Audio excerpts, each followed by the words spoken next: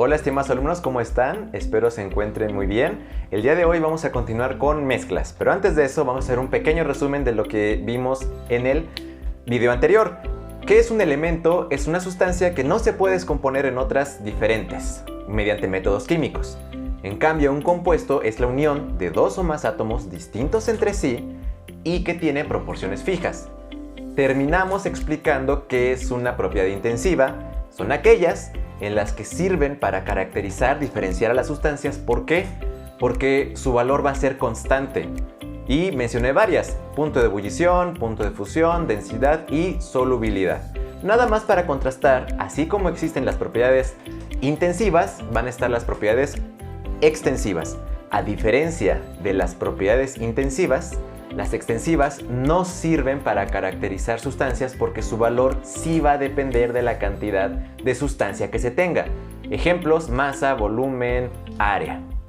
Pero bueno, dicho esto, vamos a comenzar con mezclas. ¿Qué es una mezcla?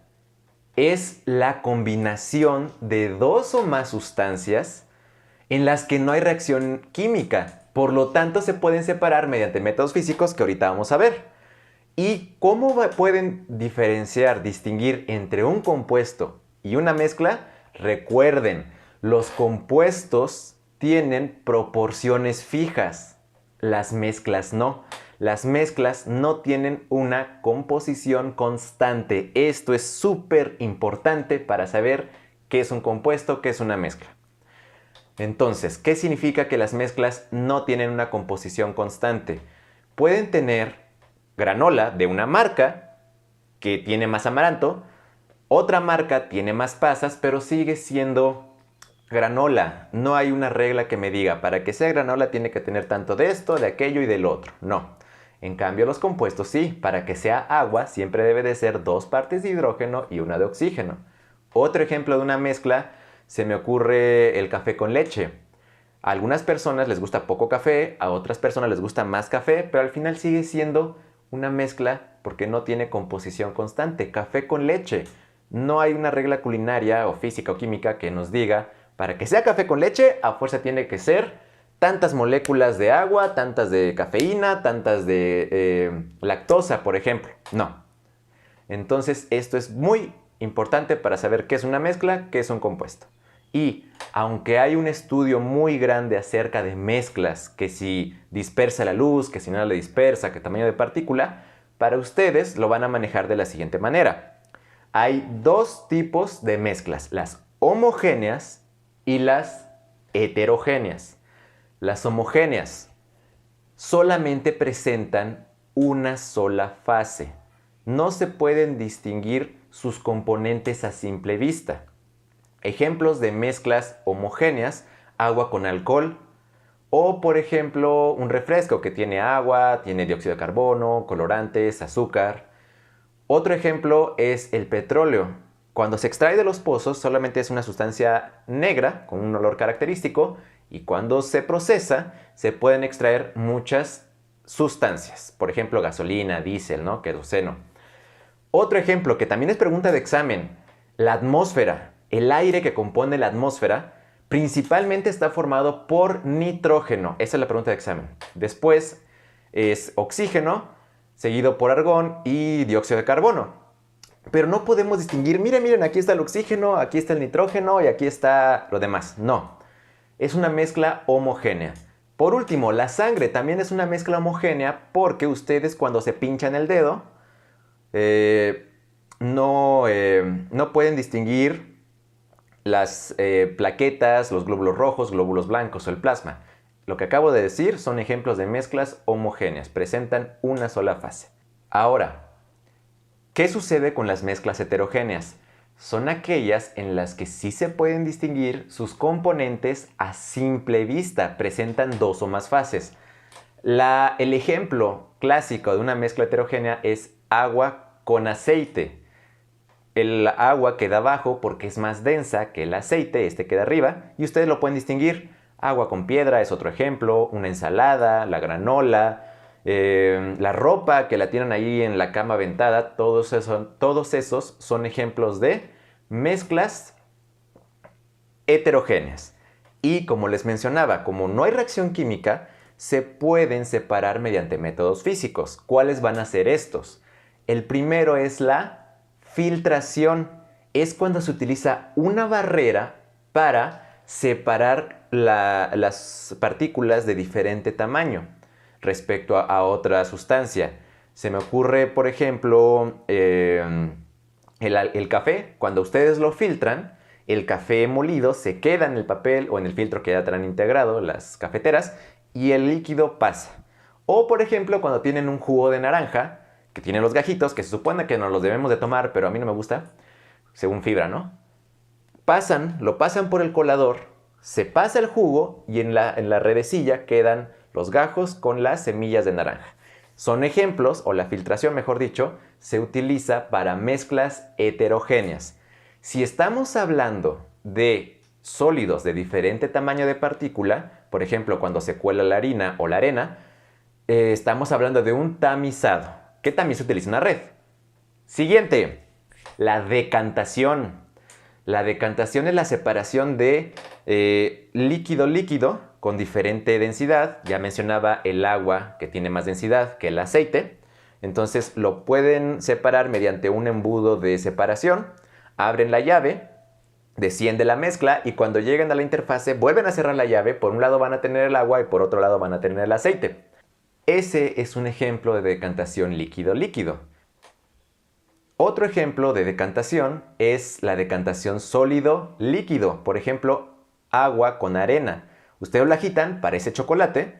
Y si nunca lo hicieron, no tuvieron infancia, lo pueden recuperar después de este video. Pueden hacer el experimento. Después de un rato, si tienen la suficiente paciencia y agudeza visual, pueden ver cómo los granitos de arena van cayendo.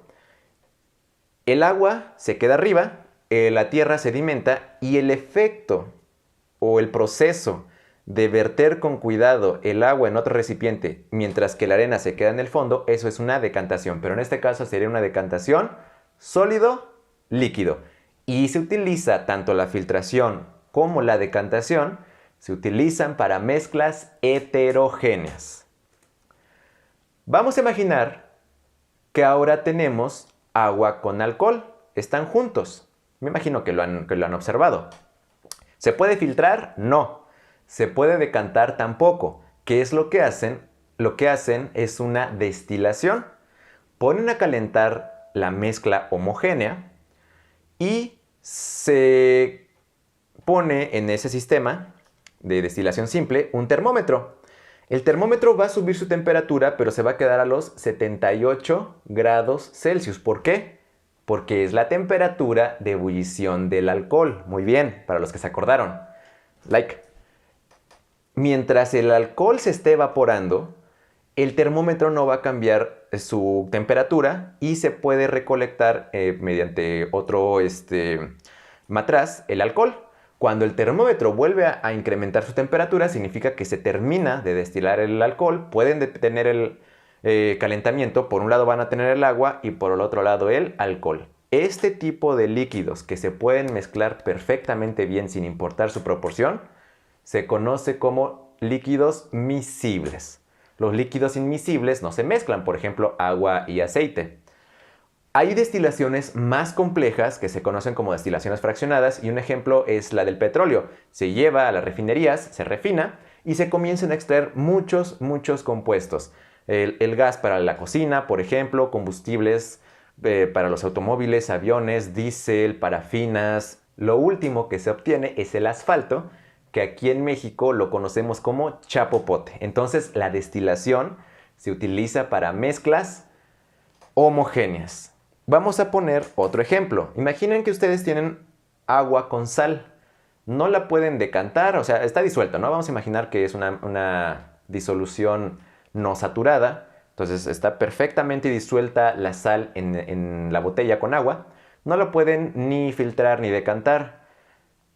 Hacen un calentamiento, se evapora el agua y queda los granos de sal. Pero ¿por qué ya no se considera una destilación? porque en este caso se trata de un sólido disuelto o muy soluble en un líquido o en un solvente. Por eso. Entonces, para los que se les prendió el foco, otro like, muy bien. Esto se conoce como cristalización.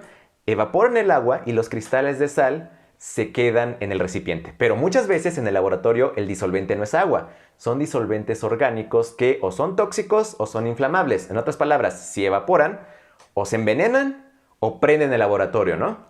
Ahí andan corriendo con sus batas toda ahí rodando, prendida. Lo que se hace es lo contrario. En lugar de calentar, ponen un baño de hielo y la temperatura, cuando disminuye, también hace que disminuya la solubilidad del disolvente y comienzan a formarse los cristales. Es un proceso muy bonito. Y estos cristales o los pueden filtrar o decantar, pero al principio es una mezcla homogénea. Y por último, la centrifugación. La centrifugación es el método de separación que utiliza la fuerza centrífuga, una rotación que genera que las partículas más densas se vayan hacia afuera del giro y lo menos denso quede cerca del eje de rotación. Por ejemplo, cuando se centrifuga la sangre, las plaquetas, que lo más denso queda afuera del giro de rotación, quedaría en el fondo del tubito, y arriba quedan glóbulos rojos, plasma, glóbulos blancos, ¿vale? Otro ejemplo de centrifugación es la miel. Cuando separan la miel de las celdas del panal o de la colmena, se utiliza esta fuerza para que la miel salga, mientras que la cera de abeja se queda en su lugar. Otro ejemplo, ¿cuál es el último ciclo de lavado? La centrifugación. La ropa gira, se queda en el tambor y sale el agua. Y un último caso que también me gusta platicárselos a mis alumnos.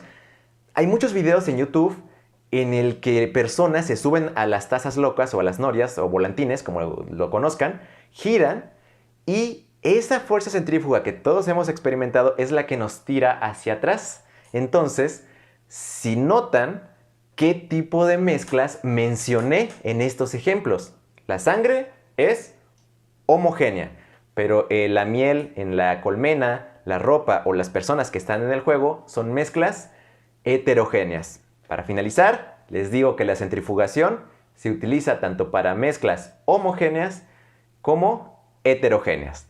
Esto ha sido todo por el día de hoy. El siguiente video vamos a hablar de un tema también que son preguntas de examen y son los modelos atómicos. Entonces cuídense mucho y nos vemos en el siguiente video. Si conocen a alguien que les pueda servir esta información, no duden en compartirlo, suscríbanse y activen la campanita. ¡Nos vemos! ¡Chayito!